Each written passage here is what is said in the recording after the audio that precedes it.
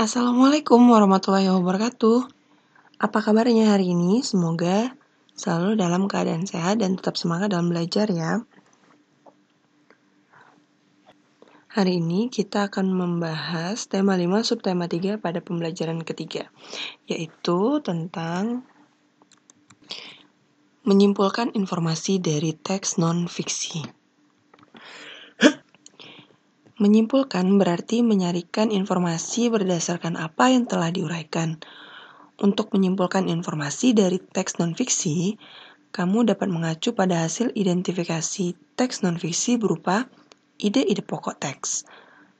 Kamu dapat menyampaikan ide pokok dari dalam tabel atau peta pikiran ke dalam beberapa kalimat menggunakan bahasamu sendiri. Selain itu, kamu juga perlu memperhatikan pemilihan kata-kata dan ejaan yang kamu gunakan saat membuat kesimpulan. Nah, jadi membuat kesimpulan itu berdasarkan ide pokok dari teks yang sudah kalian baca. Kemudian kalian tuangkan dengan bahasa kalian sendiri sehingga dapat diketahui bahwa kalian memahami dalam menyimpulkan teks non-fiksi. Nah, jadi kalian bisa membaca berulang-ulang suatu teks non-fiksi, kemudian kalian bisa memperhatikan pemilihan teks dan ejaan yang akan kalian gunakan dalam menyimpulkan teks yang kalian baca. Oke, karena pada beberapa pembelajaran sebelumnya sudah dijelaskan tentang bagaimana cara menyimpulkan suatu teks.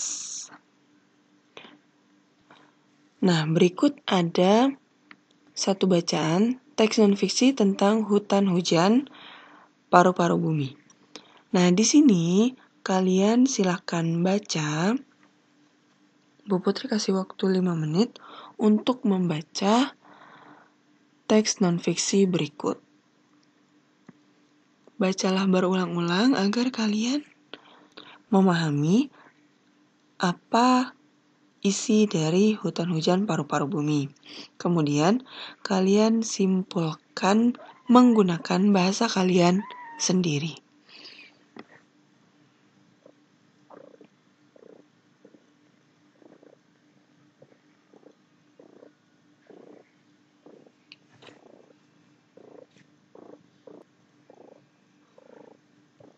Oke, jika sudah selesai kalian baca, silahkan kalian tuliskan kesimpulan dari bacaan yang kalian baca sebelumnya pada kolom komentar.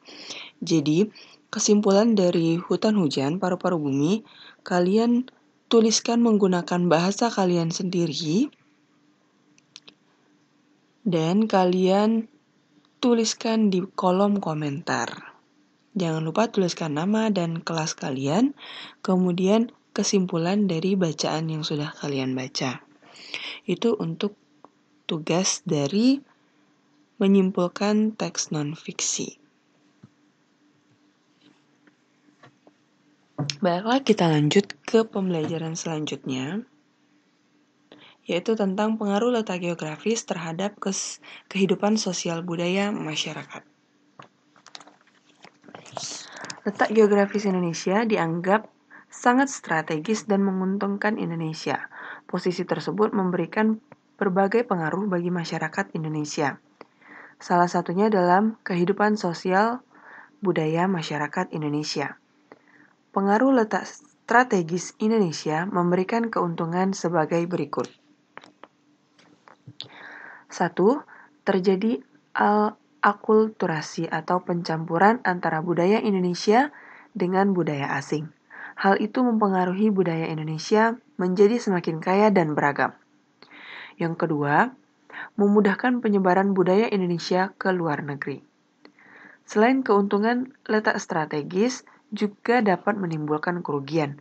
Misalnya, banyak budaya daerah yang tersingkirkan akibat masuknya budaya asing dan belum sepenuhnya diterima di Indonesia, karena bertentangan dengan norma-norma di Indonesia. Nah, jadi itulah pengaruh letak geografis terhadap kehidupan sosial budaya masyarakat. Ada keuntungan dan juga ada kerugian. Keuntungannya yaitu adanya pencampuran, kemudian dapat memudahkan penyebaran budaya Indonesia ke luar negeri. Dan kerugiannya juga ada, yaitu banyak budaya daerah yang tersingkirkan akibat masuknya budaya asing yang belum sepenuhnya diterima di Indonesia. Jadi, kita sebagai warga Indonesia yang baik, ada baiknya untuk membudayakan budaya-budaya di Indonesia agar bisa lebih dikenal oleh orang-orang luar negeri.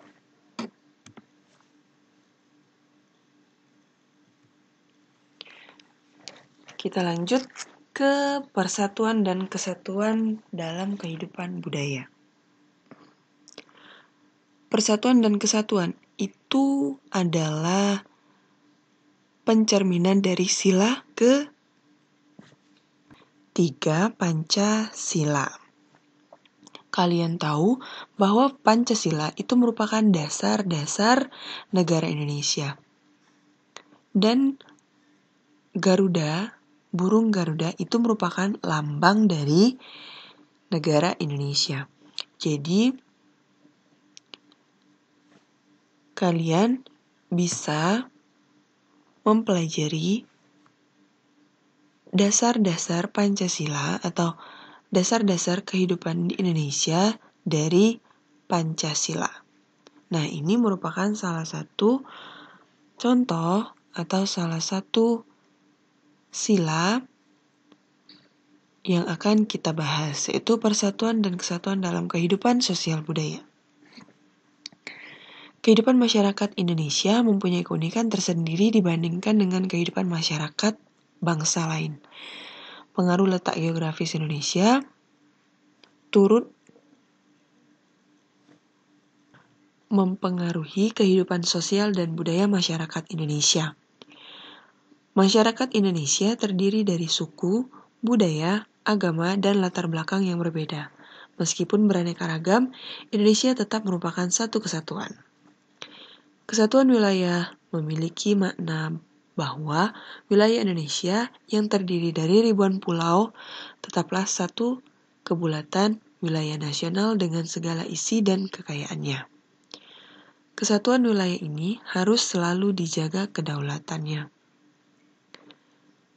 Kesatuan dalam bidang sosial memiliki makna bahwa bangsa Indonesia terus berusaha untuk mencapai tingkat kemajuan masyarakat yang seimbang dan merata, yang selaras dengan kemajuan bangsa.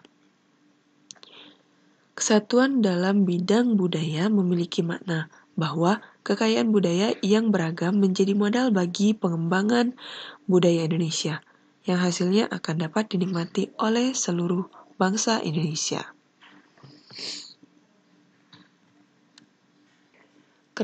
Keragaman latar belakang rakyat Indonesia tidak menjadi penghalang bagi kehidupan masyarakat. Rakyat juga terbiasa untuk melakukan kegiatan secara bersama-sama, meskipun berbeda suku, agama, dan budaya. Beberapa contoh sikap yang menunjukkan persatuan dan kesatuan sosial budaya yaitu sebagai berikut. Saling menghormati penganut agama lain yang sedang beribadah. Bergotong royong membersihkan lingkungan meskipun berbeda suku, budaya, dan agama. Bekerja sama membangun sarana umum tanpa membeda-bedakan latar belakang sosial budaya. Membantu korban bencana alam meskipun berasal dari daerah lain. Kemudian, menghargai kebudayaan suku lain dan mau mempelajarinya. Ada banyak manfaat yang diperoleh masyarakat dengan adanya persatuan dan kesatuan sosial budaya. Misalnya, tumbuhnya rasa kebersamaan di antara warga masyarakat, lahirnya sikap solidaritas antar warga, memperkuat rasa cinta tanah air, dan memperkuat pertahanan dan keamanan bangsa sehingga dapat melawan upaya untuk memecah belah bangsa. Nah, berikut adalah penjabaran tentang persatuan dan kesatuan dalam kehidupan sosial budaya. Nah, untuk tugas ini tidak banyak yang akan diberikan, kalian hanya mencari satu gambar dari contoh persatuan dan kesatuan dalam kehidupan sosial budaya. Nah, tadi ada beberapa contoh ya, ada 5 contoh yang diberikan. 1, 2, 3, 4, 5. Oke, ini ada 5 contoh. Dapat kalian temukan gambarnya di Google atau boleh kalian foto dari buku, majalah, ataupun koran. Ya, jadi ini kalian kirimkan ke grup Telegram kelas masing-masing. Oke, jadi tugasnya ada 2. Yang pertama tadi adalah membuat kesimpulan dari bacaan teks non-fiksi tentang hutan hujan paru-paru bumi. Itu yang pertama. Kemudian kesimpulannya kalian tuliskan di kolom komentar. Oke, lalu untuk tugas yang kedua itu kalian mencari gambar dari contoh sikap yang menunjukkan persatuan dan kesatuan sosial budaya. Oke, cukup sekian untuk penjelasan hari ini. Jangan lupa kalian kerjakan tugasnya dan disiplin waktu dalam pengumpulan tugasnya. Terima kasih sudah menyaksikan. Semoga ini bermanfaat untuk kalian semua. Bu Putri tutup. Wassalamualaikum warahmatullahi wabarakatuh.